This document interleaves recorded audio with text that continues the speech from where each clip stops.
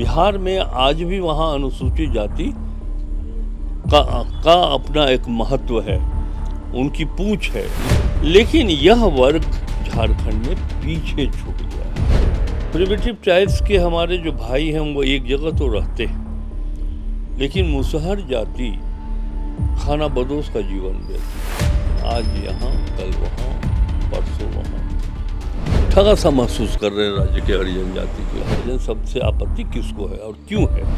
राज्य की जनता को मालूम होना चाहिए कि कोई बैठा है जो हमारे बारे में सोच रहा है। या तो आप बैठ के भी बात कर सकते हैं,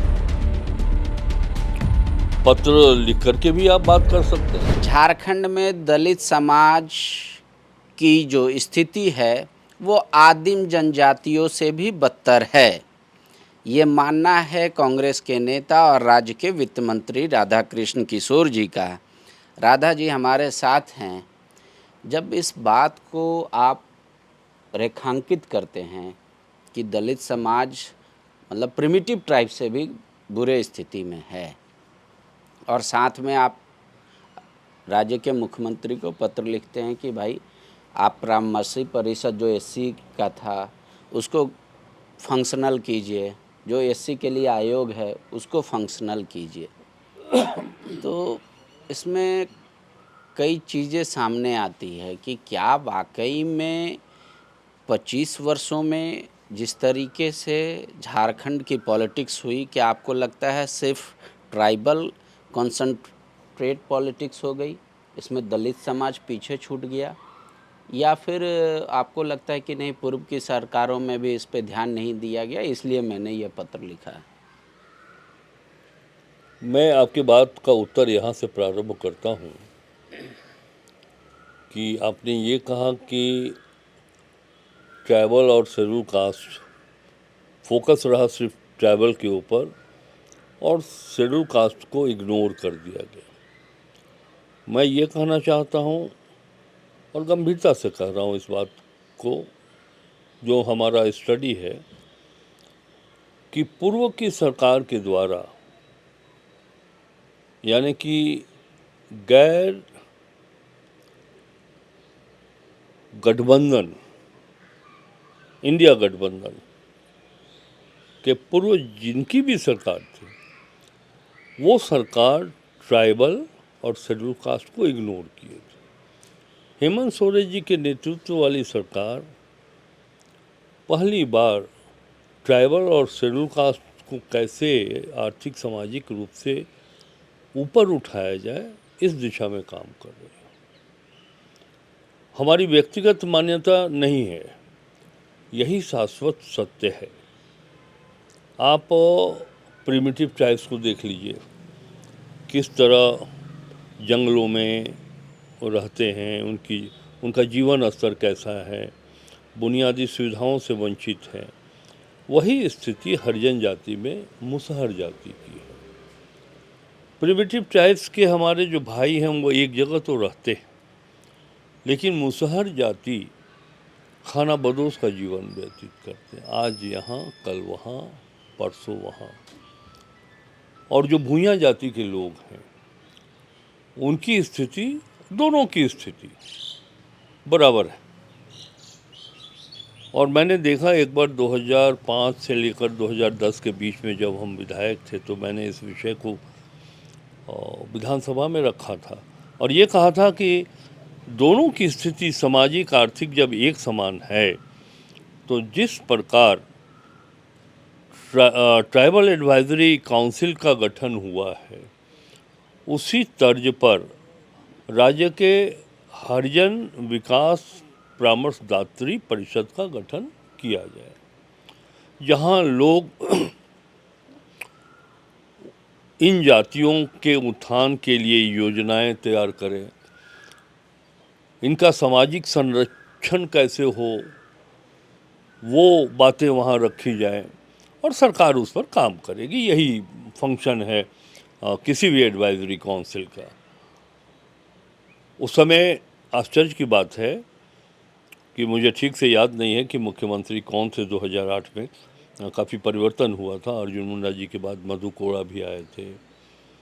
तो अच्छी तरह याद नहीं है, लेकिन नोटिफिकेशन हमारे पास है, अधिसूचना जारी हो गई कि हाँ बनेगा हरिजन परामर्शदात्री परिषद का गठन किया जाएगा, नियमावली बन गई हम लोग मेंबर बना दिए गए। लेकिन ये सिर्फ कल्याण विभाग के संचिकाओं में ही सीमित रह गया। आज तक तो ना कोई बैठक हुई, कोई कार्रवाई नहीं हुई। दूसरी तरफ 2018 में जब भारतीय जनता पार्टी शासन व्यवस्था का बागडोर संभाल रही थी, तो उन्होंने बनाया एक एक्ट के माध्यम से अनुसूचित जाति आयोग। ये बड़ा शक्तिशाली आयोग था, लेकिन चूंकि 2019 में वोट होना था विधानसभा का, 2018 में इन्होंने बनाया। सच्चाई यही है कि कोई ऑफिस उसका नहीं था। एक श्री शिवधारी राम जी, जो गढ़वा के रहने वाले भारतीय जनता पार्टी के नेता थे, हैं भी, उनको अध्यक्ष बना दिया गया। ना तो कोई सचिव बनाया गया, ना ज्वाइंट सेक्रेटरी, डिप्टी सेक्रेटरी, कोई अधिकारी नहीं था। यहाँ तक कि एक पीएन भी नहीं था। और जैसे ही 19 में उनकी हार हो गई, वो स्वतः समाप्त हो गया। मैं महसूस करता हूँ, मैं खुद हरिजन जाति से आता हूँ और विधानसभा में नेतृत्व करने का अवसर भी इस जाति के लिए मिला है मुझे।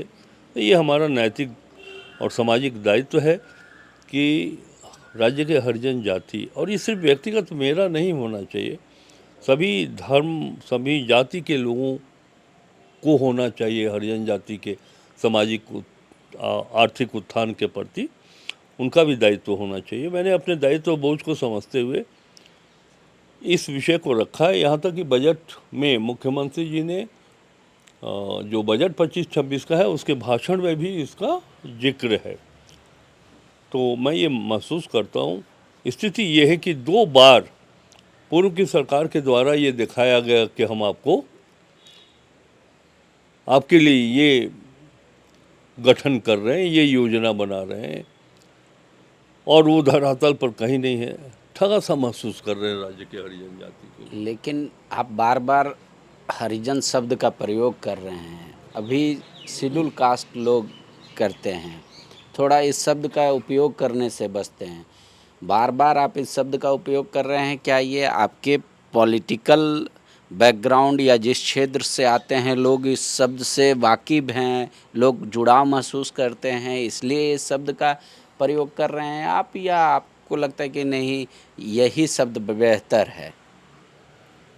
और मुझको लगता है पांडे जी कि आपका ये प्रश्न अपने आप में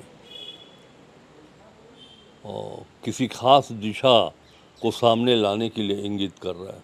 क्योंकि लोग बच रहे हैं, सरकारी लेटरों से भी ये शब्द गायब हो रहा है, अखबारों से भी, मीडिया से भी ये शब्द गायब हो रहा है। और इसके पीछे क्या कारण है, मैं वो अभी सामने नहीं लाना चाहूँगा। पहले तो ऐसे लोगों से हम ये जानना चाहते हैं कि हरिजन शब्द से आपत्ति किसको है और क्यों है। ये शब्द किसी ने दिया है इस जाति को, तो वो पूज्य बापू के द्वारा दिया हुआ शब्द है। लोग उस समय जब छुआछूत करते थे, हरिजन अगर किसी मंदिर में जाने के लिए अलाउड नहीं थे। हरिजन जाति, बाबा साहब अम्बेडकर की जीवनी देख लीजिए, वो स्कूल में जाकर के शिक्षा प्राप्त नहीं कर पाते थे।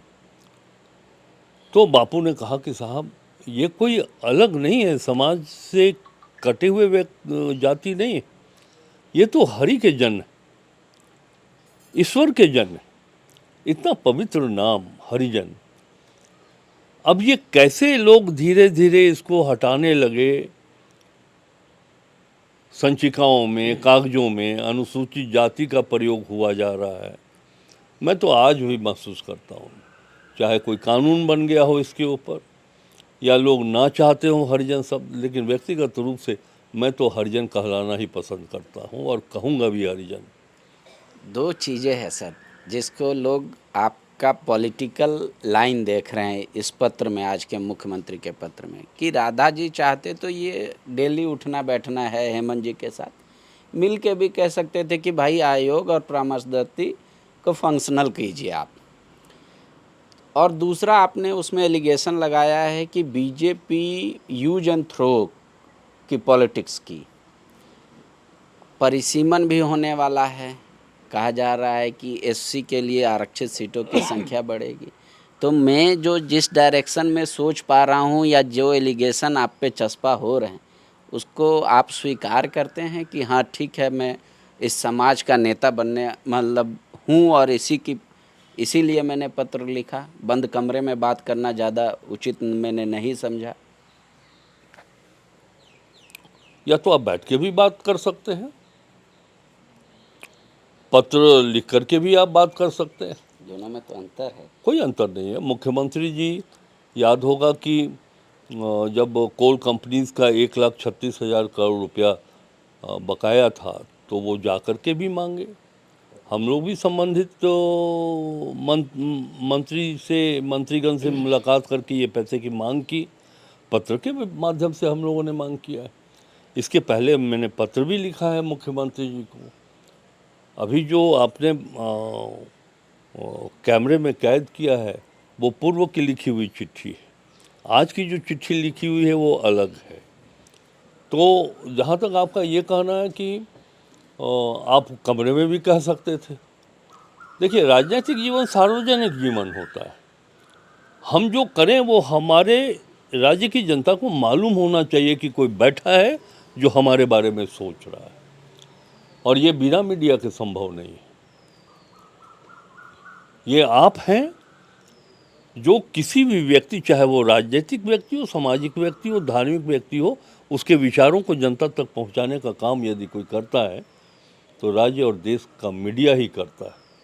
ठीक है, एक सवाल है मेरा, आप चाहे तो जवाब दे सकते हैं या अर्ली होगा पूछना तो वो भी बता सकते। राहुल जी आज बिहार जाते हैं, जीतन राम मांझी के गांव जाते हैं, उनके परिवार से मिलते हैं। राधा कृष्ण किशोर जी चिट्ठी लिखते हैं, कहते हैं भैया एसटी तो ठीक है, दलित का भी स्थिति बहुत बुरा है, एसटी से भी ज़्यादा बुरा है, उस पर भी ध्यान दीजिए।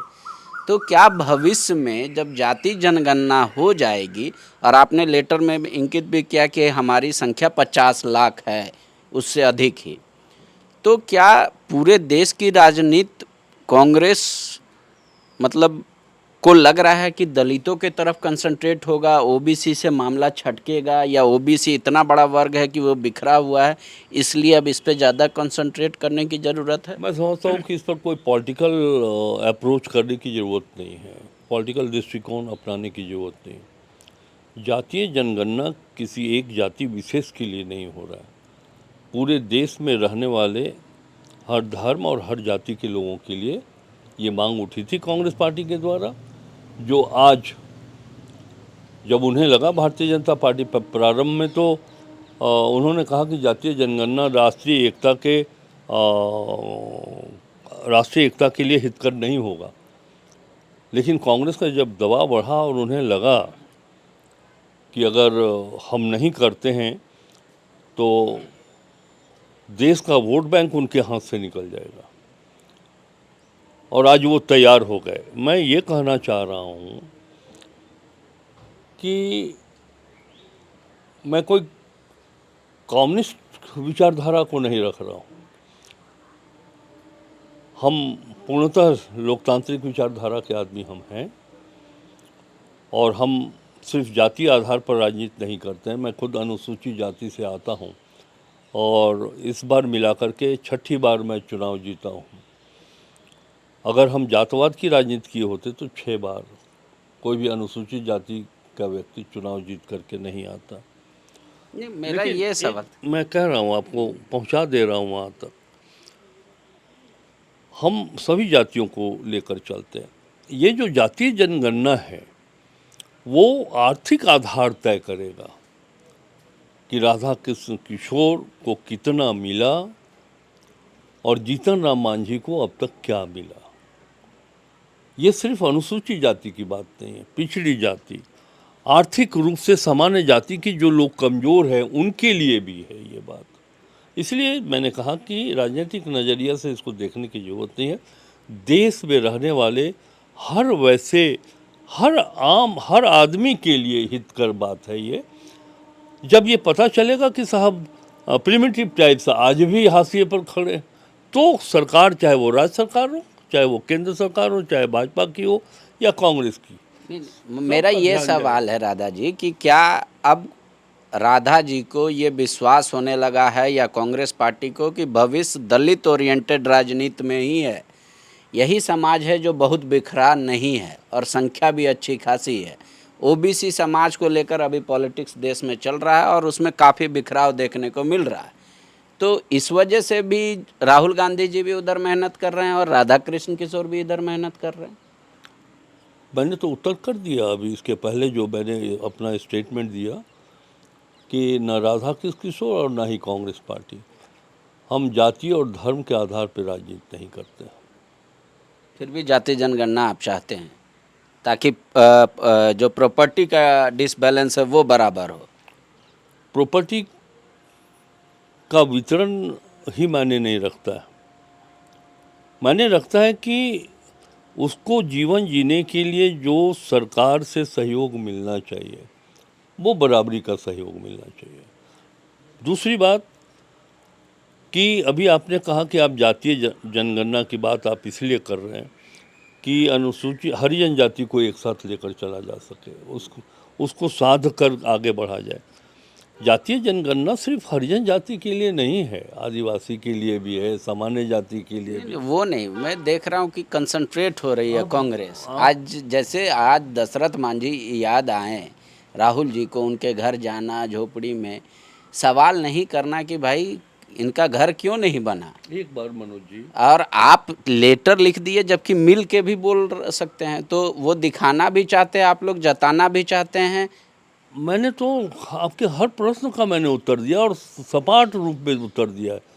हम राजनीतिक व्यक्ति, सार्वजनिक व्यक्ति, हमारी जनता चाहे वो किसी भी जाति की हो, वो चुन करके मुझको भेजती है। और एक बात सत्य है, अगर संविधान में आरक्षण का प्रावधान नहीं होता तो आज राधा कृष्ण किशोर न मंत्री होता न विधायक होता। तो हमारा एक कमिटमेंट है, हमारा कमिटमेंट सबके प्रति है, सामान्य जाति के भी प्रति है, अन्य लोगों के साथ भी है, पिछड़ी आदिवासी के साथ भी है, हमारा अल्पसंख्यक के साथ भी हमारा कमिटमेंट है। गोल, जहां 27 वर्षों के सफर में 17,000 से भी अधिक छात्रों ने डॉक्टर एवं इंजीनियर बनकर भरे सफलता की ऊंची उड़ान, जहां साधारण छात्र भी झारखंड टॉपर्स बनकर बना रहे इतिहास। दूरदर्शी शिक्षाविद श्री विपिन सिंह के मार्गदर्शन में मेडिकल एवं इंजीनियरिंग के लाखों छात्रों के लिए आशा की किरण के रूप में गोल, नेशंस लीडिंग इंस्टीट्यूट। बायोम सिर्फ मेडिकल प्रिपरेशन का संस्थान। बायोम से लगातार दूसरी बार नीट यूजी में 700 मार्क्स पार। 10th पास स्टूडेंट्स के लिए फाउंडेशन कोर्स, 11th पास स्टूडेंट्स के लिए फ्रेशर कोर्स और 12th पास स्टूडेंट्स के लिए टारगेट कोर्स 17 अप्रैल से शुरू हो रहे हैं। कॉल 7360066190 और visit Biome, circular road near women's college and Hinoo, Ranchi. thefollowup.in. Like, share and subscribe. www.thefollowup.in